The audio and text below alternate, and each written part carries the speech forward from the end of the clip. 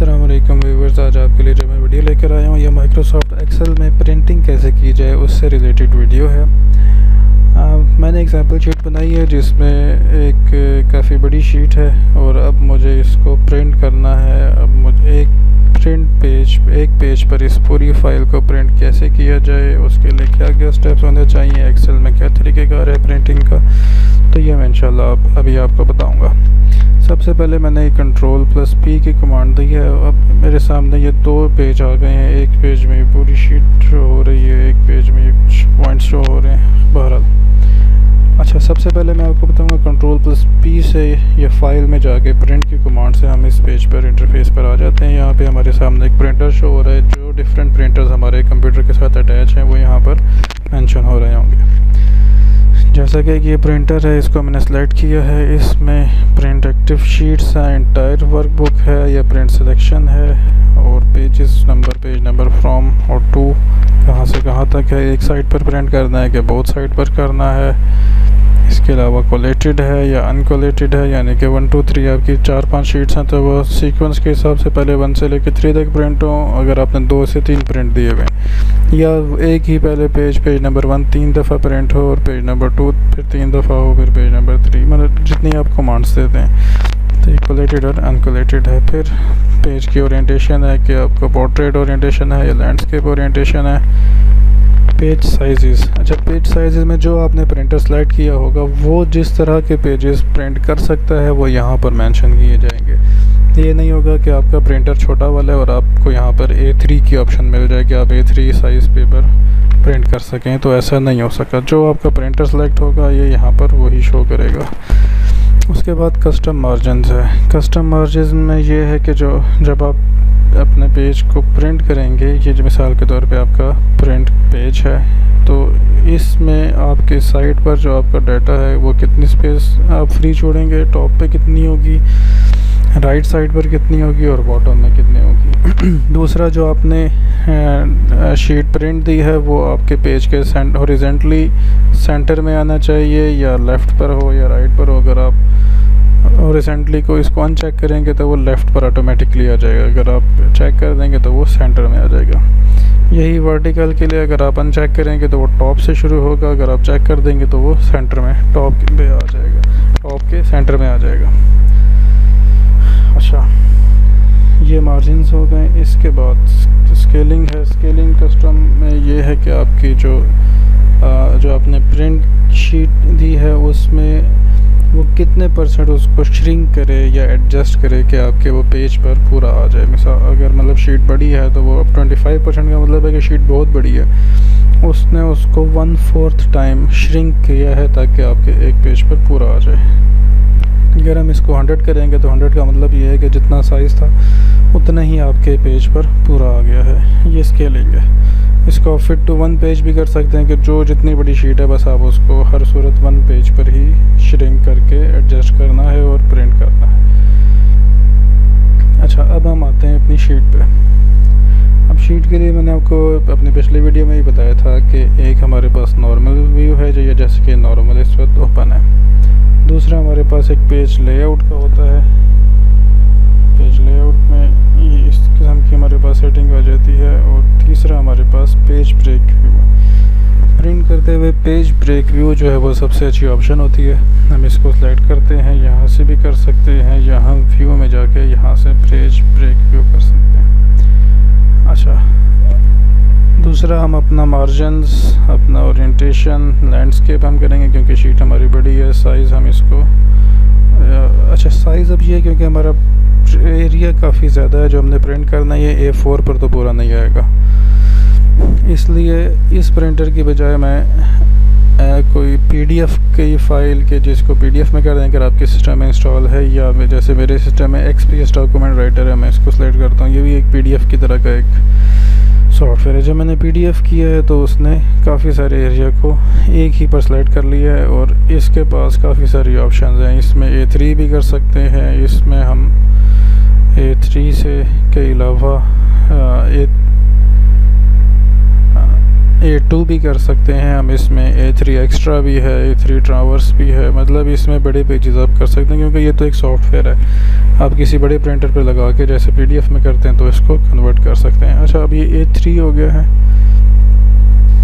मज़ीद ये कि यहाँ पर ये जगह एक्स्ट्रा है, इसकी कोई ज़रूरत नहीं है। मैं इसको स्लाइड करके अपनी शीट पर ले आता हूँ। अब जब मैं इसको अपनी शीट पर ले आया हूँ, स्केल ऑटोमेटिकली 25% पे सेट हो गया। अगर मैं इसको ज़्यादा कर दूँ, 50% करूँगा, कंट्रोल P करूँगा, तो ये यहाँ पर देखने में तो बहुत अच्छा लग रहा है कि टेक्स्ट का साइज़ बड़ा है और रीडेबल भी होगा, लेकिन ये 4 पेजेस पर डिवाइड हो गया।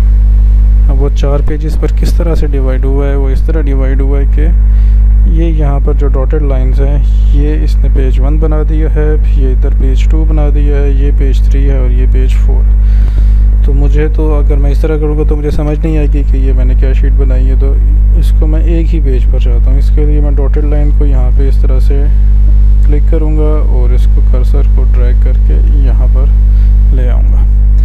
अब वो 1 पेज पर ये हमारा सारा सिलेक्ट हो गया। स्केलिंग 25% पे एडजस्ट हो गई है खुद ही, क्योंकि 25 से मज़ीद अगर बढ़ाऊँगा तो ये शीट फिर इसी तरह एक पेज पर एडजस्ट नहीं होगी, लिहाजा 25 करना ही यहाँ पर मजबूरी है।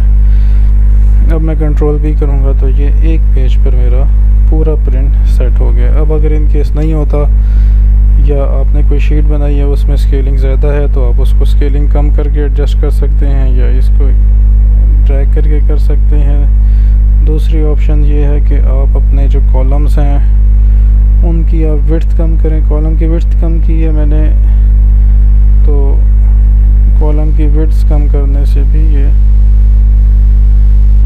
अपनी अपनी जगह पर एडजस्ट हो सकते हैं। मतलब हम इनकी थोड़ी थोड़ी विड्थ कम करते जाएं तो ये हमारी स्केलिंग इसमें इंक्रीज़ हो सकती है। अब ये देखें, मैंने उसकी विड्थ कम की तो अब ये 25 से 26% पर एडजस्ट हो गया। अभी भी ये इस तरह हर कॉलम की हम विड्थ इतनी कर सकते हैं कि वो रीडेबल भी रहे और इसका एरिया कम से कम हो जाए और वो एक शीट के ऊपर एडजस्ट हो जाए। मज़ीद ये कि मार्जिन्स भी आप कर सकते हैं। मैंने 0 इसलिए की हुई है क्योंकि बिल्कुल एंड पर आ जाएगा। ये जो कॉर्नर जो हमारा पेज है उसके बिल्कुल जो बॉर्डर है उस बॉर्डर के बिल्कुल करीब। ये मतलब नहीं होगा कि वो बिल्कुल 0 हो जाएगा या वो बाहर निकल जाएगा, या बिल्कुल बॉर्डर से टच हो रहा होगा। थोड़ा सा स्पेस उसमें फिर भी मौजूद रहेगा, लेकिन वो हमें फिर भी एरिया हमारा इसके हिसाब से बढ़ जाएगा। टॉप और बॉटम का इशू नहीं है, ये वर्टिकली हॉरिजॉन्टली ये भी हमारा ठीक है। इसको मैं ओके करता हूँ। ये अब हमारी शीट इस प्रिंट के लिए तैयार। अच्छा, दूसरी चीज़ ये कि फ़र्ज़ करें मैं इसमें स्केलिंग बढ़ा देता हूँ। अब पेजेस 3 पेजेस हो गए हैं इसमें, और मैं इसको बढ़ा देता हूँ और इस तरह से मैं इसको 4 पेजेस में डिवाइड करता हूँ।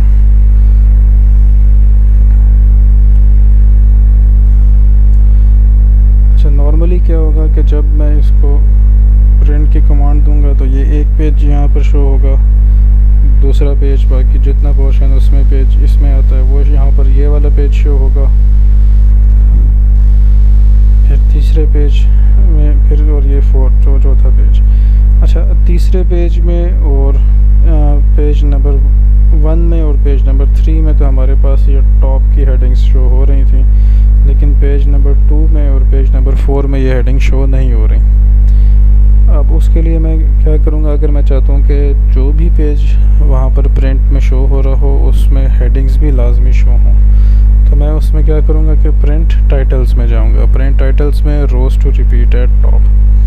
जब मैंने इसको क्लिक किया तो अब मुझे यहाँ पर वो रो सेलेक्ट करनी है। मैं रो सेलेक्ट करता हूँ कि ये हेडिंग्स वाली रो, इसको सेलेक्ट करके यहाँ पर रो नंबर 4 और रो नंबर 5 आग मेंशन हो गया। इसको एंटर करूँगा और इसको मैं ओके करूँगा। अब ओके करने से क्या हुआ है कि हर पेज पर ये हमारी जो हेडिंग्स हैं वो हर पेज पर शो हो रही है। इसमें तो सेटिंग ऐसी है, जब आप अपनी शीट पे काम करेंगे तो उसमें आप अपने हिसाब से सेटिंग कर सकते हैं। अच्छा, अब ये 4 पेजेस हैं, 4 पेजेस में भी मैं मज़ीद इसको बढ़ा सकता हूँ। जब मैं 55 पर लाया हूँ तो 55 पर ये उस जगह से हट गए हैं। वापस मैं लाया हूँ तो ये 50 के ऊपर सारे सेट हो गए। मतलब 50 पर करूँगा तो ये मैक्सिमम हमारा एरिया यूटिलाइज़ कर लिया जाएगा और जो हमारी शीट है उसकी फ़ॉन्ट का और टेक्स्ट जो है उसका साइज़ बढ़ जाएगा और वो रीडेबल होगी हमारे लिए। तो ये आप देख सकते हैं। इसके अलावा अगर मैं पूरी शीट पे करना चाहूँ, मैं इसका एरिया जितना सेलेक्ट करूँगा वो उस हिसाब से बढ़ जाएगा। तो ये तो हमारा पेज नंबर 1 और 2 हो गया। इसमें पेज नंबर 1 और 2 आपके सामने शो। अच्छा, दूसरी चीज़ ये कि अगर मैं चाहता हूँ कि सिलेक्टेड रोज़ में, ये वाली सिलेक्टेड रोज़ में चाहता हूँ कि बस सिर्फ यही मेरे प्रिंट एरिया में शो हो, तो मैं इनको सेलेक्ट करूँगा, Ctrl+P करूँगा और यहाँ प्रिंट एक्टिव शीट पे मैं प्रिंट सिलेक्शन पे क्लिक कर लूँगा। अब क्या होगा कि जो रोज़ मैंने सेलेक्ट की हुई थी सिर्फ वही रोज़ प्रिंट एरिया के लिए शो होंगी। अच्छा, अगर मैं सिलेक्शन इस तरह नहीं, मैं इस तरह से सिलेक्शन करता हूँ, अब करूँगा तो अब भी सिर्फ वही वाली रोज़ उसके अंदर शो हो रही होंगी।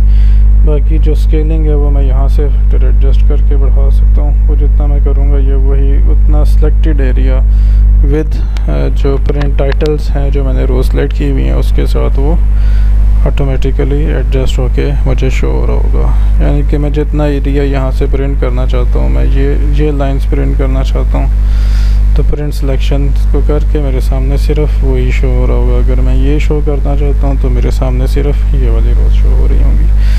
तो आपके पास सारे तरीके, आप चाहें तो प्रिंट सिलेक्शन करें या चाहें आप एक्टिव शीट्स में जो आपके पास एक पूरा एरिया बन जाता है आप उसको पेज ब्रेक व्यू में सेट करें उसके अंदर और कंट्रोल प्रिंट की कमांड करें तो आपके सामने वो एरिया शो हो जाएगा।